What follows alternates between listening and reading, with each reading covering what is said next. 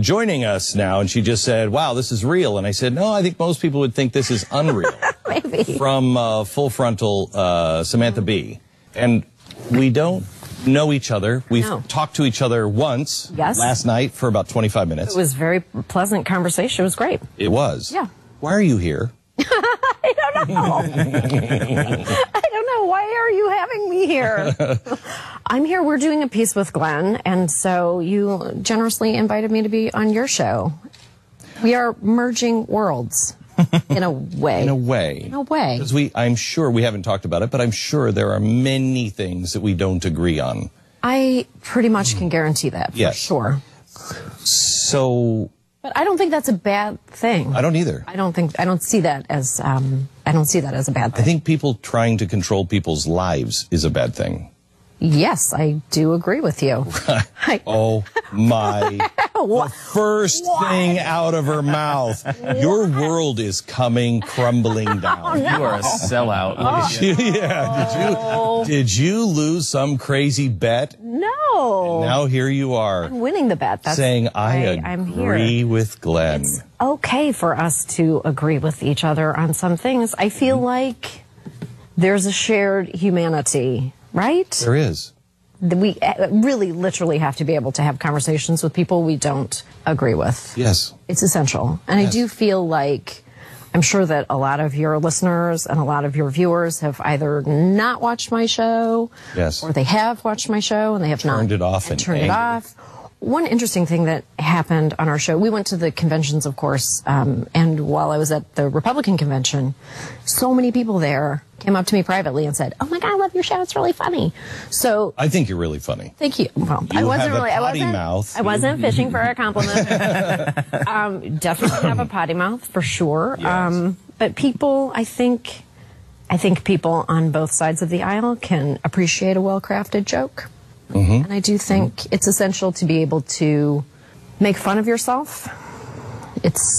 Is there a problem? Because you'll notice that, I mean, except for the conservatives that have a stick lodged someplace, or Al Gore and Tipper when they were against one of the parental labels on CDs, or albums, I think at the time. Albums. Yeah. Most people don't have a problem with The Simpsons because they know The Simpsons might take your guy on and hit him hard in the face. And the very next joke or the very next episode gonna hit the other side just as hard. Do you think that comedy, The Daily Show and your show, do you think you do that? Do you think you hit your side just as hard? I think that we look for those opportunities for sure. I think that, we launched in a very particular moment in American politics. I mean, we launched at the beginning, really, of campaign season, and so there was just a plethora of material for us to select from. I think that moving forward, that will happen more and more, for sure. But Here's why I asked this question. Yeah. There's a story. Are you going to show a little bit of our show to acclimatize people to the tone? Or no. No, you don't. I promise. Some of you will really like it. No, very edgy. I like it. It is. I was much more of an artist with the F word than you ever will be. Okay. And then I found Jesus and all of that stuff. So I've cleaned up my act. And so it is a little assaulting for viewers that are not used to that. Mike Huckabee will watch it and say, "I've never heard a woman use the F word before." Well, he would 100% find me to be nasty. Yes. No, he might go farther than that. Would. You may be from the underworld. I'm definitely. So, definitely from the upside down. But anyway, I find you very, very funny, and we actually have played clips of your show. I was curious about that because you mentioned that last night. As you might know, we're not in a favorable way, right? Yes, because no, actually, it's Donald Trump can't read. Trump can't read. We thought that was really funny. And it was very funny. And the trolls in Russia. We played. Yeah, we played a lot. We spent an hour talking about the trolls in Russia. Did you? That was really interesting. How did you find those people? Well, you know, we have an incredible research team. Yeah, ours sucks. No kidding. Yeah, I mean, We got this guy. Yeah, that Oh, guy boy. who just sits over there and types stuff. That's it. Yeah. The whole team. Well, he ate the whole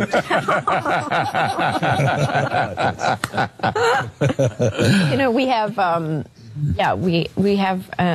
we have just an amazing team of people, and we had one woman who was able to. She just ended up in, I don't know, chat rooms. I don't know what she did to kind of infiltrate that world, but she ended up chit-chatting with a paid Russian troll, and the story was born out of that, and then it just kind of grew and grew, and then we decided it was worth it to go to Russia and speak to them in person. Did you at any point, believe they might be not the real thing? Yeah. Well, you know, you have to treat them, you have to be suspicious. I mean, obviously, they have to be very suspicious. I think we did our absolute best due diligence with them, and we determined that we were comfortable.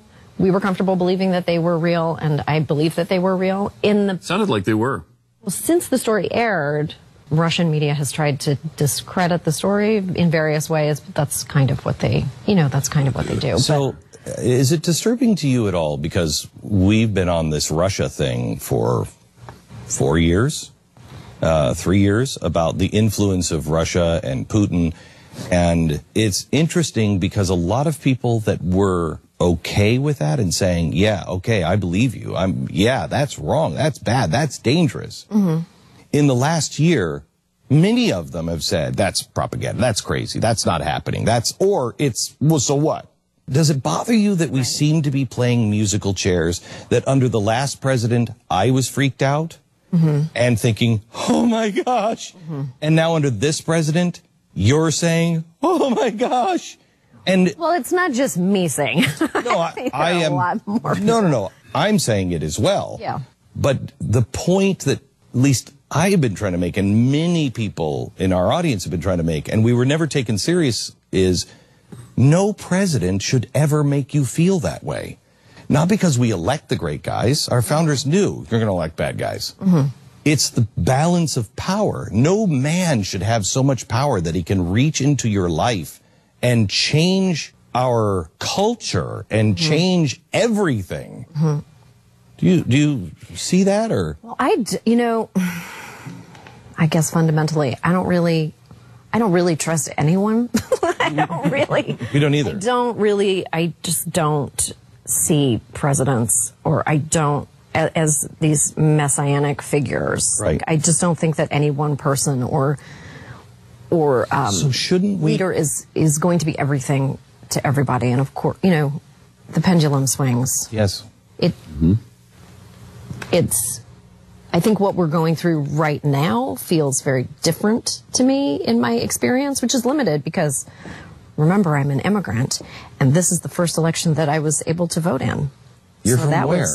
I'm from Canada, you guys. Oh, that's not an immigrant. That's a total I'm a my Buddhist. immigrant It's a experience. 51st I came state. across with my babushka. Yeah. The thing that I think we can unite on, and it seems almost eye roll stupid, but it's not, is the Bill of Rights. The Bill of Rights, we all agree. I was dumb enough in 2003 to go, oh, George Bush, he'd never misused the Patriot Act. By 2006, I'm like, oh my gosh, how stupid was I? And the people on the left were right there. And the reason why a lot of us didn't listen to that warning was because you're the other side. You're just against George Bush. Oh, God, shut up. And now, under Barack Obama, it expanded and got worse. And under this guy, it's going to expand and get even worse. Do you feel like the world is going to be, or our world, I mean, at least I feel, and this is part of the reason why we're here today, is because I do think that it's important for us to kind of redraw the lines a little bit. I don't think that it's as clear-cut as left and right or liberal and conservative anymore. I feel like true liberals need to form alliances in a different way now. I think that, there are things that are imperiled now, or there feels like there's an urgency, and there feels like there's violence in the air to me. And I think that It's going to be more important than ever for people to kind of reach into areas where they wouldn't necessarily feel comfortable and hold hands with people. I agree. In a different way. And it's more than just talking, too. It's actually more than just civil discourse. Civil discourse is really, for me, just the beginning of change. Yes. You know, that's a nice place to start. Yes. It's a very privileged idea that Yes. we can all sit here and go, we should speak to each other nicely. We should actually we should do more than be civil. We should also listen to each other. Speak nice. Speak properly to each other. Listen to one another. But then there's an action moment too, where you have to defend people. We have to stand up for people who are imperiled in this new world. You have to take action. I don't know what the action moment is. We do have to find it. It will come. It will present itself. Don't look for trouble. It will come. Be prepared for trouble. This is also comforting. Well, no, but I mean, don't you? I mean, yeah. You just prepare for it, and then if it doesn't come, it doesn't come. But if it does, we'll know it when it comes. And then we are prepared and united to stand on common principles. But nobody wants to talk about common principles. Everybody is talking about policies. And that's been our problem. That's been my problem. I wanted you here because I think you feel right now, like I felt, not in 08, but in 12, where I thought, okay, for instance, Time Magazine just made Donald Trump Person of the Year. Sure. And in the headline it says, President of the Divided States of America. I completely agree with that. But there's a lot of people that will look at that and go, really? Slap across the face. Where Newsweek in 08 ran the headline and the cover, we're all socialists now. Dismissing the good portion of the program of the population that was like, no, I'm not a socialist. I don't want to be a socialist. No. So one side just dismissed the other, and we're still doing that, just dismissing.